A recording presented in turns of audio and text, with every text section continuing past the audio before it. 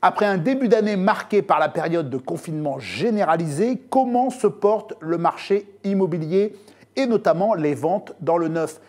Pour le savoir, je reçois Guillaume Levrel, directeur de l'offre immobilière chez Angle Neuf. Guillaume Levrel, bonjour. Bonjour. Alors Guillaume, l'année 2020, on le sait, restera une année atypique à bien des égards. Quel regard, l'expert immobilier que vous êtes, portez-vous sur ce marché?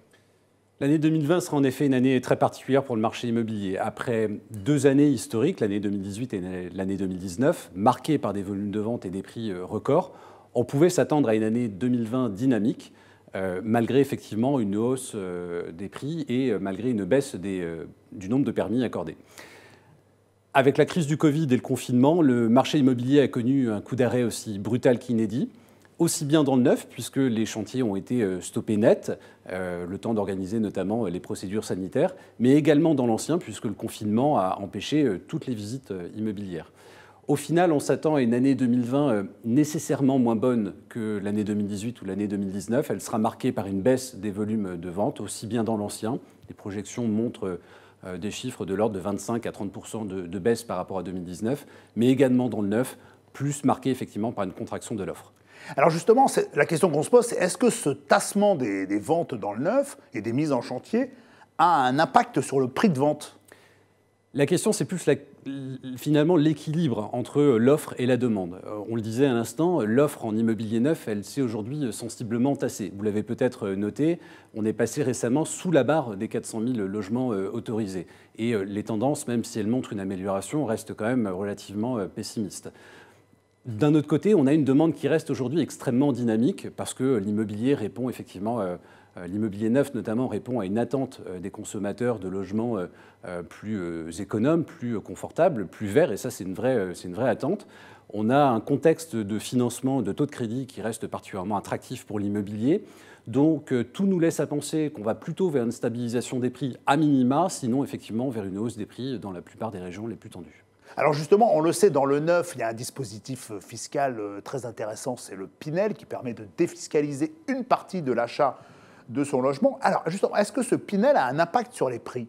Ce qui fait avant tout grimper les prix, c'est le prix du foncier, et c'est surtout sa rareté. C'est ce qui fait probablement que nous ne construisons pas assez de logements neufs, parce qu'il n'y a pas suffisamment aujourd'hui de foncier sur le territoire pour construire des logements, et donc le fait que les fonciers soient rares sont donc nécessairement chers. Ce qui fait également grimper les prix de l'immobilier neuf, ce sont les coûts de construction et notamment les coûts liés aux normes qui encadrent le neuf, notamment les normes liées de performance énergétique. Et là, on peut penser notamment à la future RT 2020 qui va permettre effectivement de passer sur des bâtiments passifs, donc des bâtiments qui émettent plus d'énergie qu'ils n'en consomment. Bref, tous ces éléments-là sont une composante importante des prix du neuf. Pour répondre plus directement à votre question, je ne crois pas et nous ne croyons pas chez Angle Neuf que le dispositif Pinel augmente les prix, pour le dire comme ça, tout simplement parce que ce dispositif, c'est un dispositif plutôt vertueux finalement. C'est un dispositif qui permet de concentrer la construction de logements neufs là où il y a des besoins, là où les zones sont vraiment tendues en termes d'offres. Le prix, cela dit, c'est vraiment une composante essentielle à la réussite d'un projet immobilier. Donc il faut l'analyser de façon très fine. Le prix doit toujours être le reflet des avantages et des inconvénients d'un logement. Donc l'emplacement en immobilier fait beaucoup de choses, mais ne fait pas tout. Vous parlez d'emplacement. Alors, quelles sont les villes où il faut investir aujourd'hui? Alors les villes sur lesquelles investir aujourd'hui, il y en a un certain nombre, aussi bien en région qu'en Île-de-France. Commençons par les régions. Il y a un certain nombre de métropoles, et c'est ce que nous croyons en tous les cas chez Angle Neuf depuis 10 ans, un certain nombre de métropoles qui sont en plein essor. On a, pour exemple, accompagné un certain nombre de clients il y a quelques années maintenant sur des quartiers comme Confluence à Lyon, les bassins à flot à Bordeaux ou l'île de Nantes, qui sont autant de lieux de vie, des lieux d'activité aujourd'hui qui sont vraiment reconnus. Donc on a vraiment des convictions très très fortes sur les métropoles, parce que ces métropoles, elles concentrent finalement à la fois attractivité démographique, attractivité économique, réseau de transport performant, offre éducative diversifiée, qualité de vie. Bref, elles concentrent un certain nombre de facteurs qui permettent effectivement aux habitants de se projeter sur l'avenir. Ce qui est intéressant aussi à noter sur les métropoles, c'est qu'il y en a un certain nombre qui évoluent effectivement dans le temps. Et à ce titre, l'exemple de Toulouse est plutôt intéressant, parce que là, on a le cas d'une ville qui effectivement était très orientée aéronautique il y a encore quelques années et qui a su vraiment diversifier son économie et attirer effectivement de nouveaux talents. Mais cet exemple, on pourrait le retrouver à Bordeaux, à Nantes, à Lyon, enfin sur la plupart des grandes métropoles.